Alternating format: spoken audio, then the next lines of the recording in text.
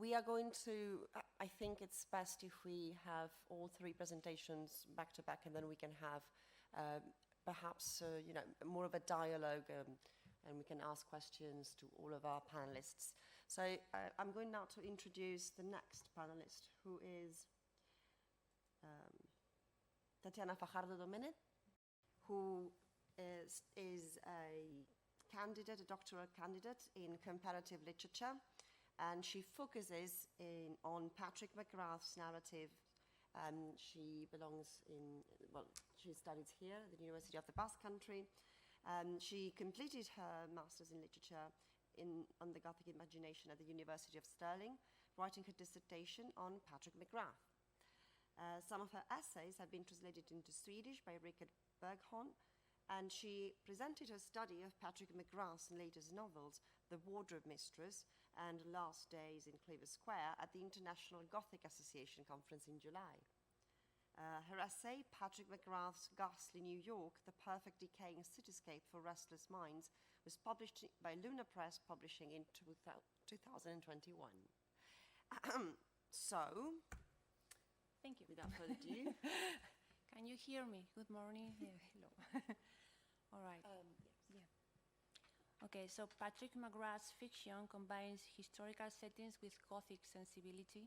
His narratives depict unreliable narrators who create an upsetting world in a specific period. The two novels I have chosen to speak about today, The Wardrobe Mistress, published in 2017, and Last Days in Cleaver Square from 2021, introduce fascism as a trope. The appearance of this far-right authoritarian threat is not new in McGrath. He already used it in his novel Dr. Haggard's Disease from 1993. However, there is a relevant change in the novels I am going to explain now. The protagonist's revenge on the fascist regimes which approach them. So to deal with his anti-fascist Gothic, McGrath narrates ghost stories in which the main characters are haunted by the past, by political forces which nearly destroy them. Interestingly, the phantoms McGrath pens are the Jewish Dibuk and the Arabic Ghoul, respectively. So I will explain their appearance in McGrath's fiction by employing the concepts of architectonics, other, authoring, deed, and outsideness by Russian philosopher Mikhail Bakhtin. My reason to choose these notions from his early essays in the late 1910s and early 1920s is that Bakhtin focused on ethical discussions in art and life, ideas which McGrath illustrates in his writings. In The Wardrobe Mistress, the novel I am beginning with, McGrath intertwines the theatre world of post-World War II London with Oswald Mosley and his kin gathering in rallies to promote their bigoted discourse. Now, I don't really know if you are familiar with this part of British history, but Oswald Mosley was a supporter of Mussolini. Yeah, he was an important British politician in the 1920s and 30s.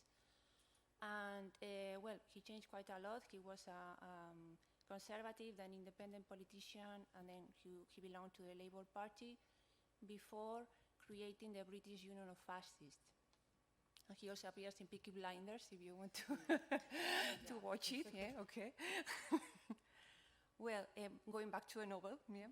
The main character is Joan Grice, a Jewish woman who is one of the best wardrobe mistresses in London, and whose husband, the famous theatrical actor Charles Grice, dies. There are two main parts in this novel. The first one in which Joan mourns her partner, and the second one in which, after discovering that her husband was a fascist, she helps fight against the extremists who spread their anti-Semitic speech in London. So while she grieves, the also Jewish actor Frank Stone substitutes her husband in Shakespeare's Twelfth Night, playing the role of Malvolio, and he grabs Joan's attention with his astonishing imitation of Grice's performance. And soon afterwards, they become lovers. McGrath introduces the Jewish concept of the Dibuk to illustrate Joan's imagination, as she truly believes that the deceased Charles lives inside Frank's body. This belief is accentuated when Joan gives Charles's clothes to Frank. Okay, but what is a Dibuk? So the theoretical basis for the concept of the Dibuk are the transmigration of the soul and then the impregnation of it. As Maurice M. Firestein states, in Jewish tradition, and I quote, a new type of entity appeared, the soul of a Jewish man who had committed a sin and whose punishment was that a soul will be trapped within this world and the next and will have to wander until expiation was found for this sin. The soul of the sinner was originally named evil spirit, and then the term dibuk, meaning that with each attached, began to be used instead of evil spirit at the end of the 17th century and then especially at the beginning of the 18th century.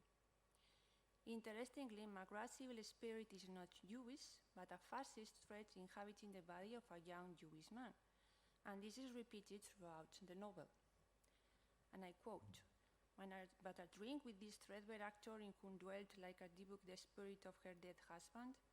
So she watched him, the vessel, as she now thought of him, and wondered why Gracie had chosen him. It was their shared Malvolio, of course. Well, one of Mikhail Bakhtin's concepts, the so-called architectonics, is a general study of how entities relate to each other. Architectonics is the key to Bakhtin's philosophical anthropology because at the heart of all human action is the problem of achieving wholeness of one kind or another out of parts of different kinds. But the basic difference is between self-perception and other perception. So to Bakhtin, our body is our main border, and through it we create three types of relationships: the self-perception, or the I for myself, the I for the other, and the other for me, that is the evaluation of the other through my point of view. All these understandings are necessary since an individual cannot be complete without any of them. We need another person, the other, to gain awareness of ourselves, otherwise we will just observe our bodies without external criteria. Bakhtin treats perception as the structure of authoring. I give shape both to others and to myself as an author gives shapes to his heroes, to consummate or give finished form to another person. Each individual is unique and lives in a concrete time and place, being their perception utterly subjective. In the novel, Joan imagines the dibuk dabbling between Charles and Frank. The doppelganger emerges between these two actors, yet following Bakhtin's beliefs, it is necessary for Joan to do so, since she needs Grace to complete her. She is empty without her husband at the beginning of the novel. In her relationship with him, Joan saw herself as the shadow, while he was the center of attention, on and out of the stage. Her identity depended on her husband. But the other prevails in McGrath's text, as well as, apart from the complement needed to fulfill a person, but also as a threat to the standards the fascists desire to impose. The othering of the Jews in London becomes visible far and wide, and I quote, England cannot afford to drop her guard. We are under attack as never before, but comes not from the skies, no, but from within. We must be rid of the alien parasite. The Jew power must be stopped. Mark Neocleous considers that fascism and Nazism stem from seeing the other as a monster. When referring to the Jews in particular, they are seen as possessing both superhuman power and subhuman pestilence at the same time. Saul Friedlander explains that these images are the undistorted echo of past representations of the Jew as endlessly changing and endlessly the same, a living dead, either a ghostly wanderer or a ghostly ghetto inhabitant. As the plot progresses, and despite of suffering from hallucinations more frequently, Joan rejects any type of help and support all the characters offer her, and she joins a group that pretends, being fascist, to gain information and use it against their enemy. This echoes the activities of the Real Group 43 group, which broke up far-right meetings and stopped the promotion of radical thinking. The key moment of the novel is the meeting in which Joan is asked to speak in favor of the fascists. When she sees one of the attendees dressed up in the black shirt uniform, she takes a pair of scissors and stabs him. Her reaction is what Bakhtin considers to be the response to an action or deed, and I quote, "The world in which a performed act orients itself on the basis of its once occurrent participation in being, that is the specific subject of moral philosophy." Yet the act or deed does not know that word as an entity or determinate content. The performed act has to do only with one single person and one single object, where, moreover, this person and these objects are given to it in individual, emotional, volitional tones. This is a word of proper names, a word of these objects, and a particular dates of life. So Yuan's response to the Black Shirt meeting highlights her rage against both her dead husband and the anti-Semitic politics which surround her. The anti-fascist Gothic of McGrath continues with his latest novel so far, Last Days in Cleaver Square, in which the English poet and Spanish Civil War veteran Francis McNulty is menaced by the repeated apparitions of the Spanish dictator Francisco Franco. The year is 1975, and the despot is dying, while Francis, suffering from dementia, is haunted by terrible memories from the war. If in The Wardrobe Mistress the haunting ghost was at the book, on this occasion McGrath chooses to depict the Arabic ghoul. Arabic sources usually describe ghouls as the demons or enchantresses of genies that hurt human beings by eating or spoiling their food, or by frightening travelers when they are in the wilderness. This monster was frequently female. However, the concept was transformed when Antoine Galland translated the Arabian Nights into French.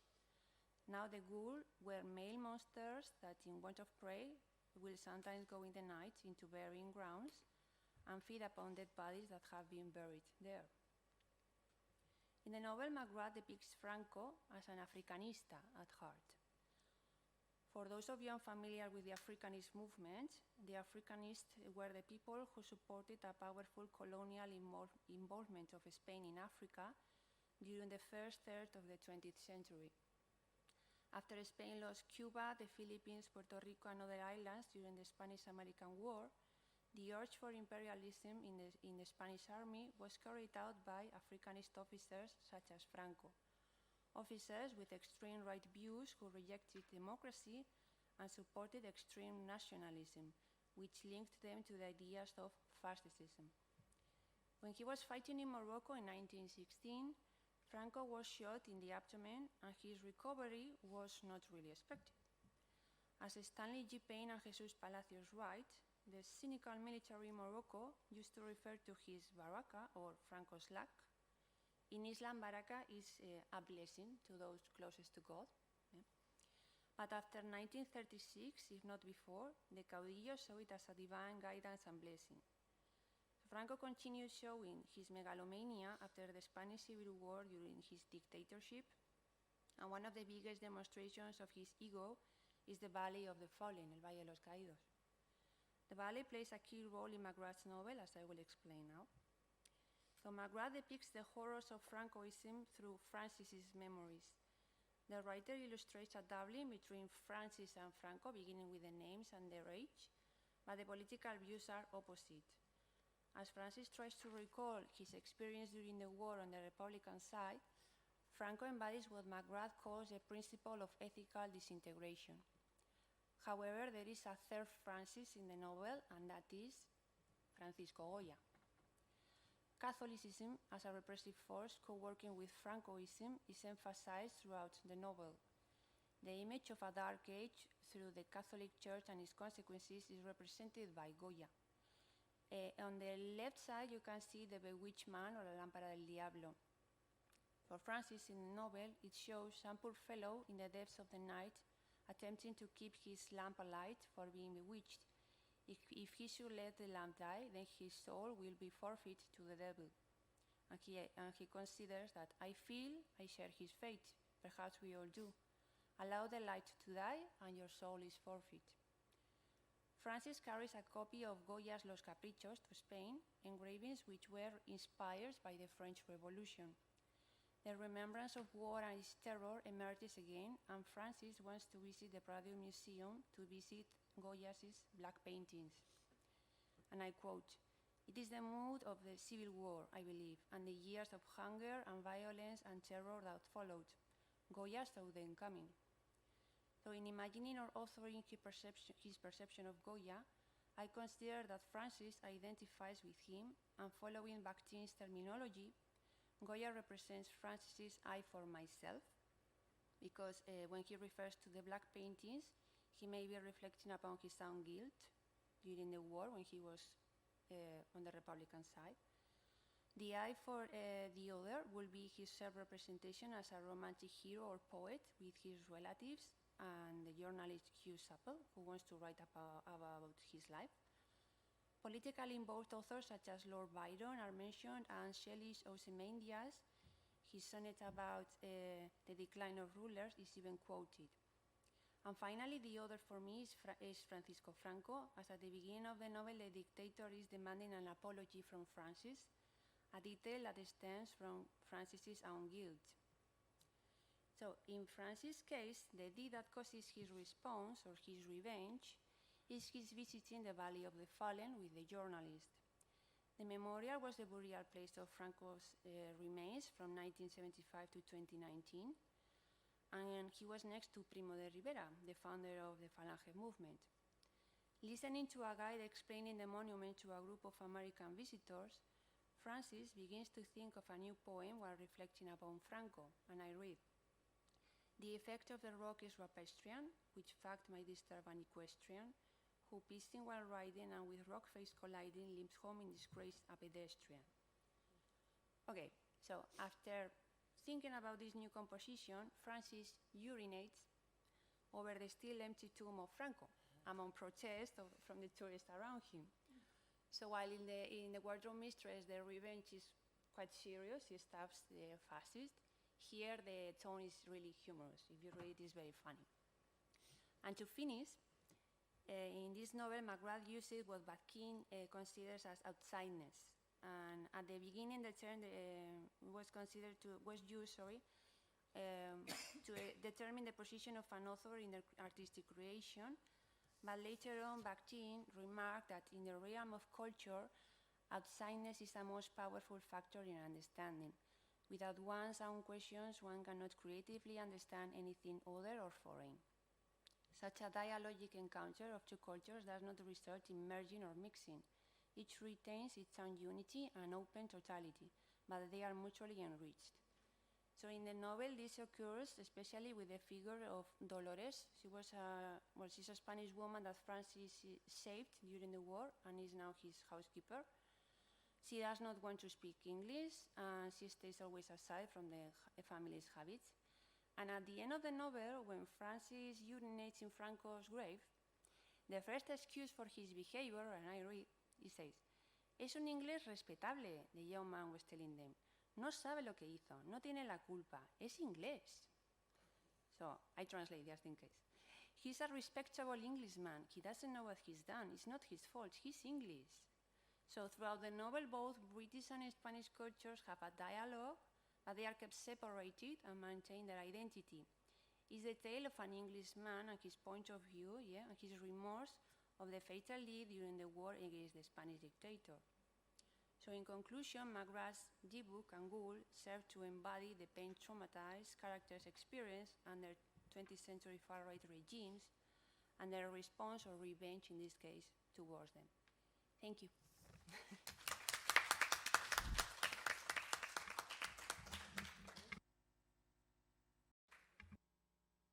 Okay, so now I think Zara's microphone, I can't see her, let me see. Where is Zara? Here you are.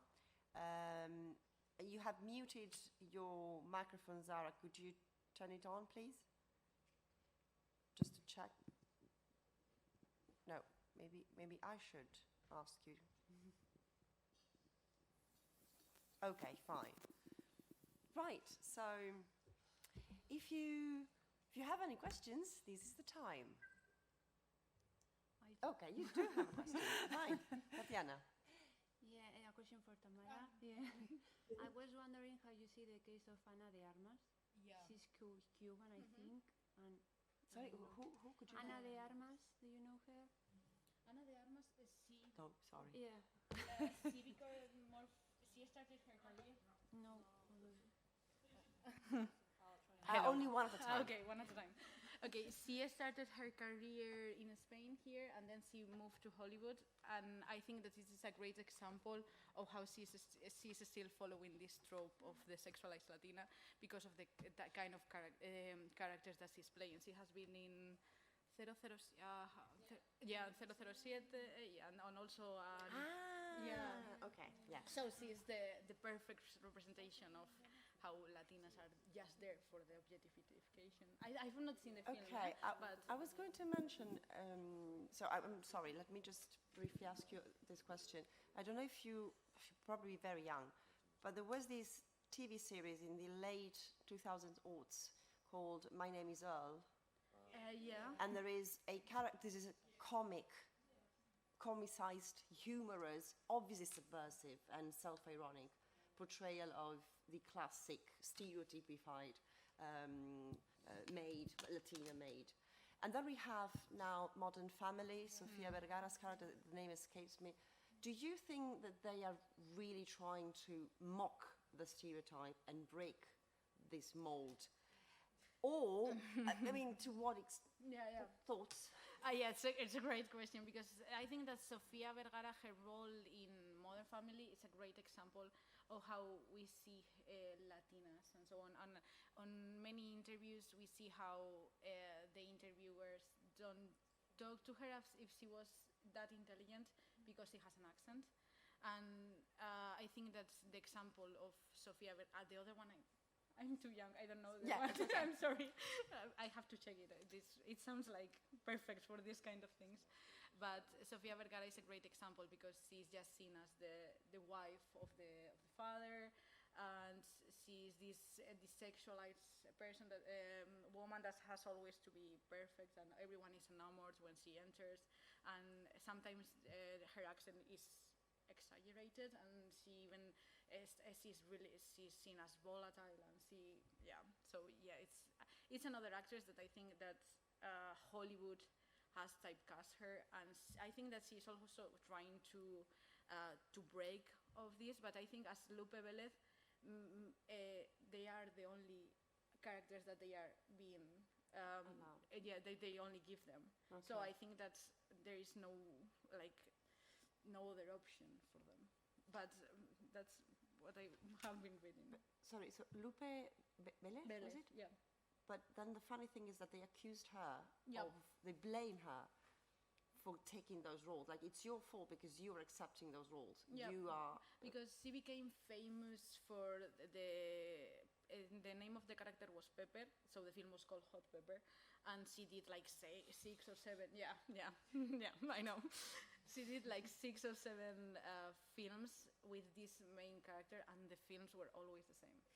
Like a white man that goes and sees her, and oh wow, she's dancing and she's perfect, and then I have my family at home. Oh, but she's my sexual object. It's like going on vacation. Yeah. To Mexico. Yeah, You it's have us, fun, yes. escapism, hey, and then I have to It- go back to work. Yeah, and it in also the happens States. with a lot of characters that Salma Hayek had played.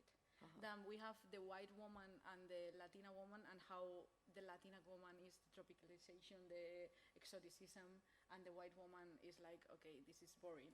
But we Okay. end up always ending with the white woman because she's the one that is going to make the perfect kind of family and American idea of how we should work. Okay. Oh, okay, more questions.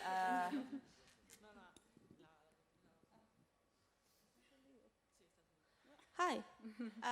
Well, you have been talking about films, and I was wondering, for people who maybe are not so much into films, if you could talk about a book I think you know, Seven Husbands of Evelyn Oh, Hugo. yeah. Yeah. Sorry, come again? Seven Husbands of Evelyn Hugo by Taylor Jenkins Reid, I think.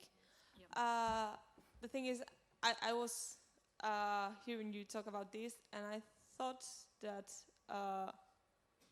the book does the same walkthrough because the main character is a Latin actress, Yeah. and I was wondering if you could expand a bit of what happens in the book Yeah. and how it reflects what you have talked about. The Seventh Husband, as Evelyn Hugo, it's a book that talks about the role of a Latina and how she started in Hollywood and how she had to take these kind of roles and how she won an Oscar and she was really famous, like Rita Moreno and so on.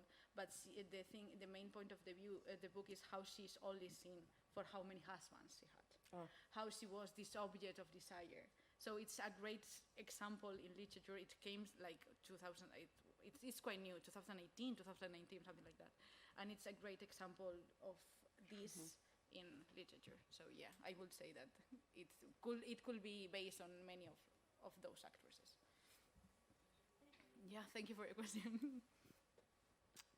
Okay, so my question is for Sarah. I don't know if she can hear me Can well. you hear her, Zara? Her, yeah, but she said her mic is muted, I think. Wait, okay. Right, now, Oh, yeah. I can hear you, yes. Oh, okay, great. So, when you described the plot of Desire Under the Elm, if I'm not mistaken, I couldn't help but think about Phaedra Smith, you know?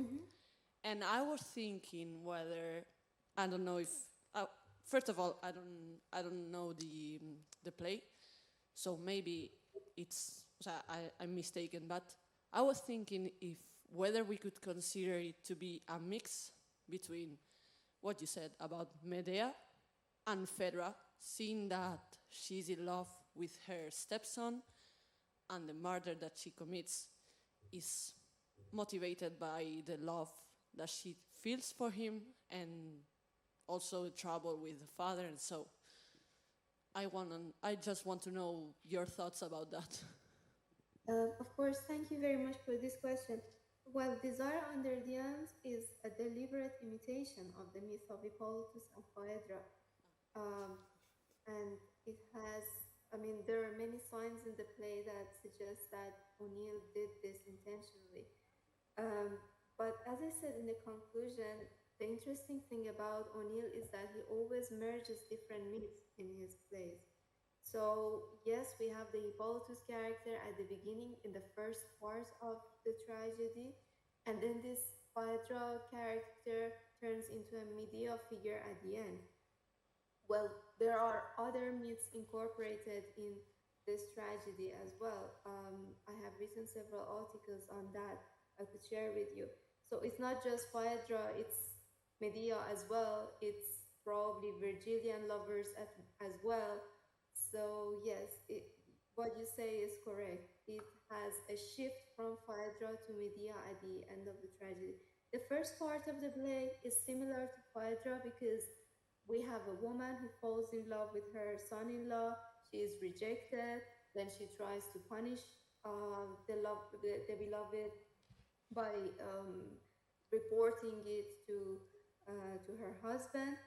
And once her husband wants to punish the Hippolytus character, which is Iban, she regrets because she's a modern character. She feels sympathy. She's more flexible than Phaedra.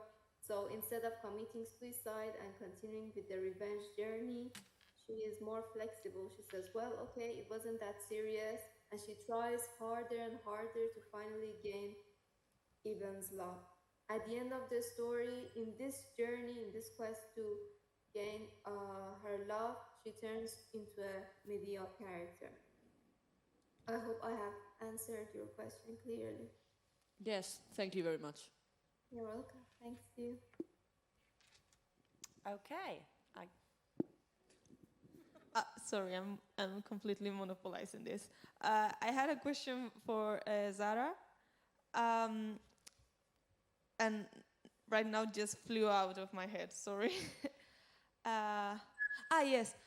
In the original myth, I think many of the reasons why Medea is the villain is because she is an outsider and she is Asian. And I was wondering if in this place, in the characters that are like Medea, we can also see this sense of, they are outsiders, they are maybe racially different? I don't know. Well, thank you very much for this very interesting question. Well, in this play, this changes a little bit in the sense that this racial difference or otherness turns into financial state or different classes of life. So we have Abby, who is financially dependent on Eben and his father. Um, I, this is the basic reason why she agrees to marry uh, an old man because she needs money because she's a widow. She hasn't been able to find a good job. She needs money to live her life. So this could be a very interesting point to mention because this tragedy is demonstrating the life of America after the Civil War, and the concerns are more like about social classes or groups of society, middle classes, low class characters, rather than a racial or ethnic group. I hope I answered the question. Oh, yeah, yeah. That was wonderful. Thank you. Thank you. Hi, I had a question again for Tamara. Sorry. And I wanted to know what's your opinion on the situation nowadays, both in how Latina characters are represented, because we have wonderful shows like One Day at a Time where you have a more realistic approach to Latino families and Latinidad, etc. But you also have figures like Ana de Armas or, for example, Catherine Zeta-Jones, who is not Latina but has always played the spicy Latina and is back also in playing those kind of roles. So do you think we have achieved some kind of balance, that progress has been made, or that we're stuck where the 90s left us? I think that we are moving forward because One Day at a Time, for example, Rita Moreno is in that show. Is written by Latinos, and they know what they want to show on TV, and they know how they have been treated. So I think that we are moving forward if we take into account Latinos and women, people of color in the writing rooms, if we think about it that way. However, I do think that Hollywood is a white man industry, so I also think that many of the side character roles that are given to Latinas continue with this type of stereotype. We still think of Jennifer Lopez as a sexual being and with this perfect figure, and we also think about Salma Hayek about how she's really hot and she always plays this with this perfect like curly hair and so on.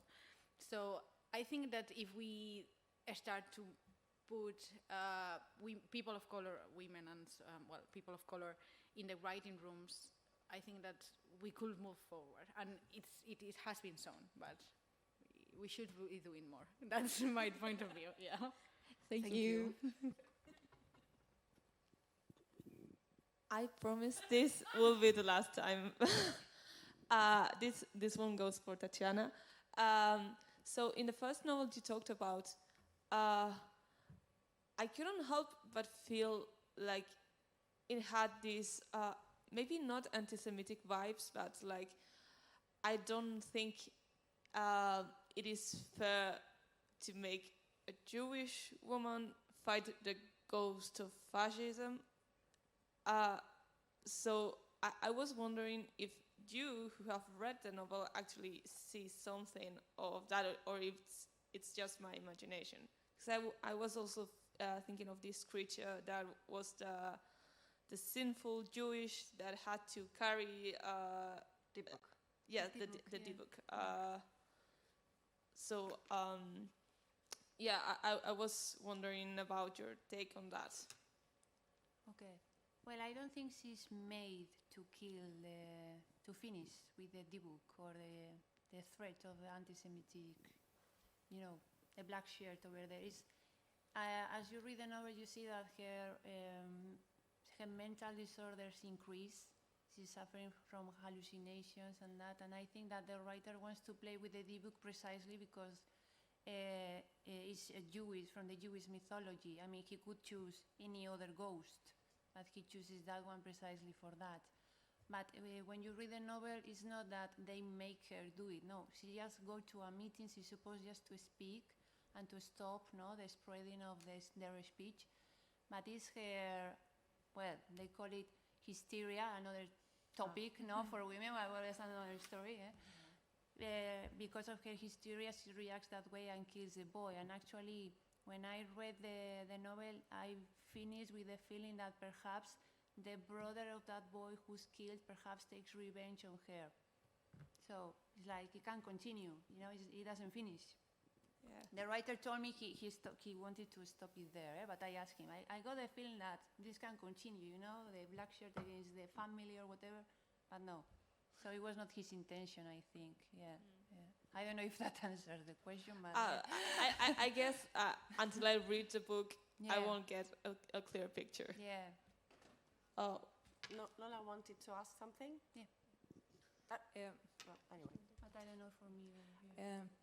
I just wanted to say that maybe it takes some inspiration from The Wandering Jew. Yeah, Yes. instead of working with the Wandering Jew or more like Melmoth the Wanderer, Yeah. and this, he works more with the book. But yeah, it's from the Jewish mythology. So maybe, yeah, it's not really anti-Semitic, but it has like anti-Semitic origins. Yeah.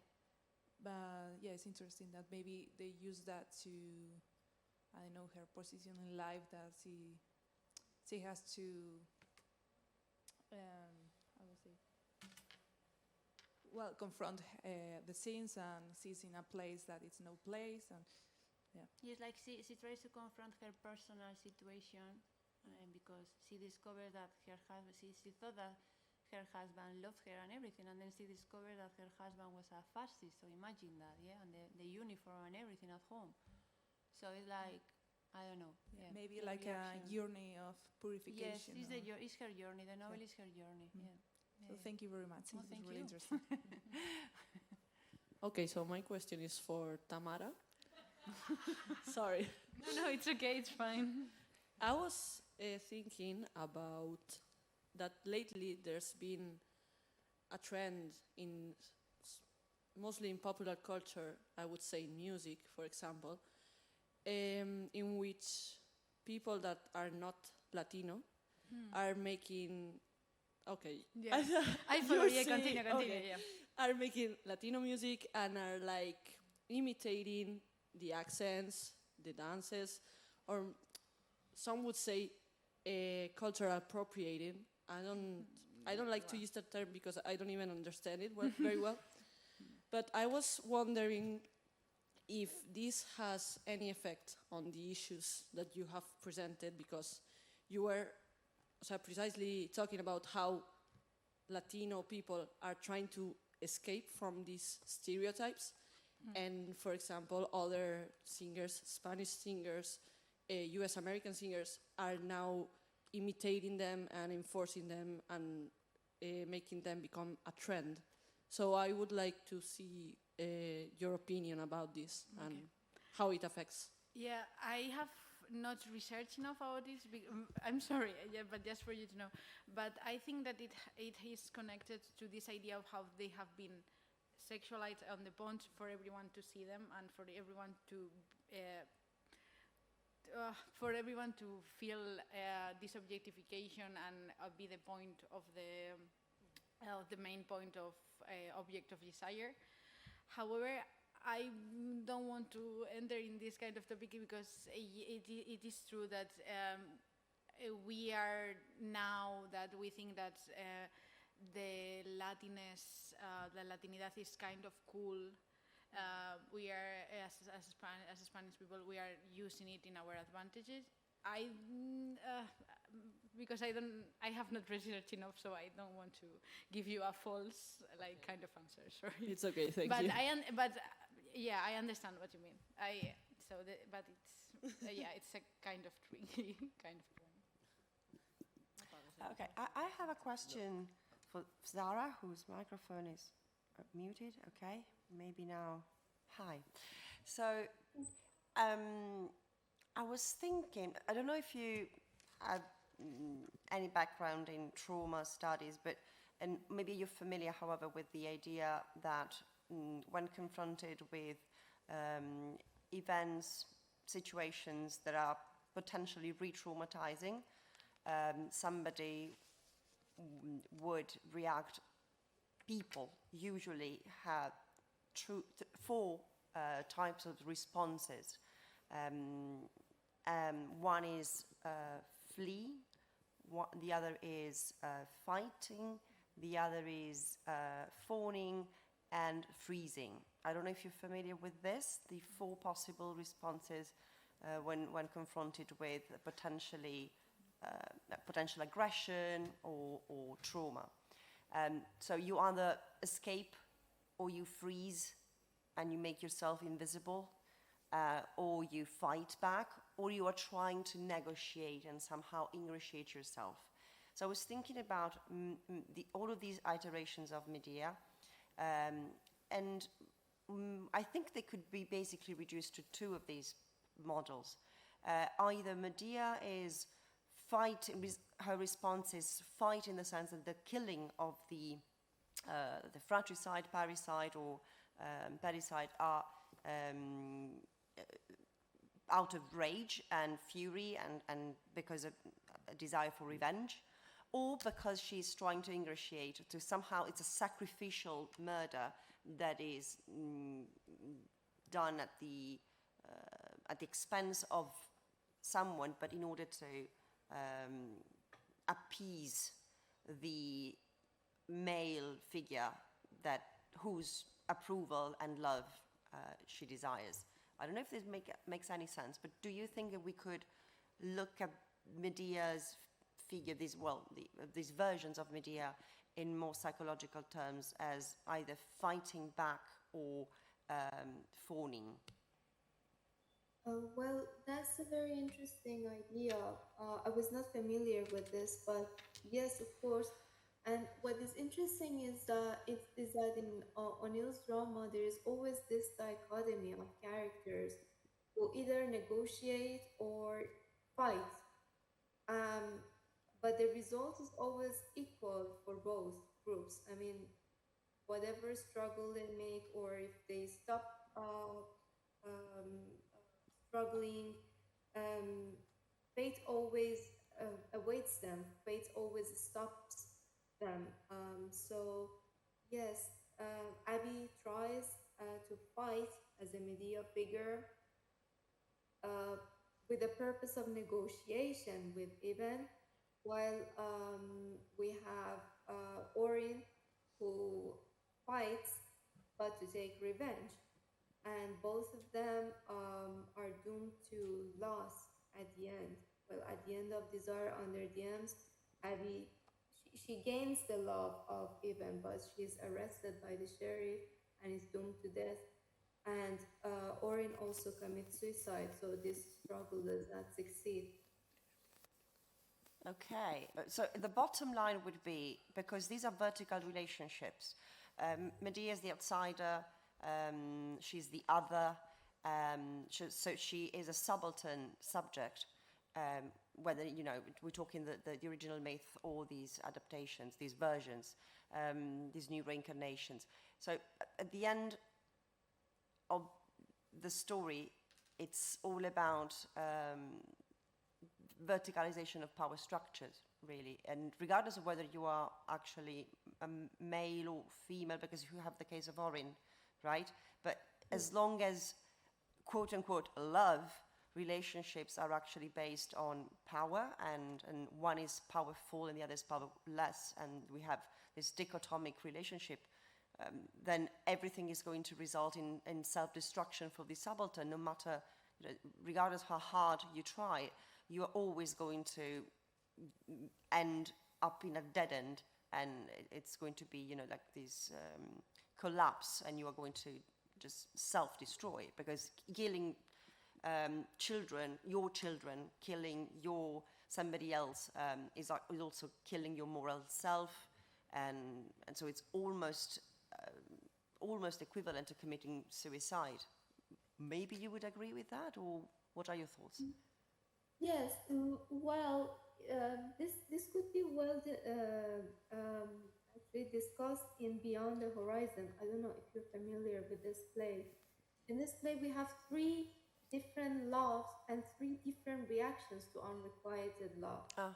And the three characters fight for their love, try their best, but all end in failure.